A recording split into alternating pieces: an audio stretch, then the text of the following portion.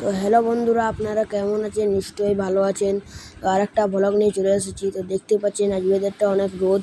তো এখানে আমাদের একটা ছোট্ট মতন বাগান, জলটা কাল পরিষ্কার করা হয়েছিল। তো এটা আমাদের একটা বড় বাড়ি।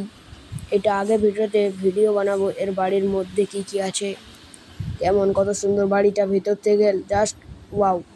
তো এখানে আমরা গলি দিকে যাচ্ছি, যাকে বলে মেন গেট। আর এদিকে চলে যাচ্ছি, এটার একটা ঘর। আরেকটা গলি আছে, ওই গলিতে দেখব কি আছে। তো আমরা যাব।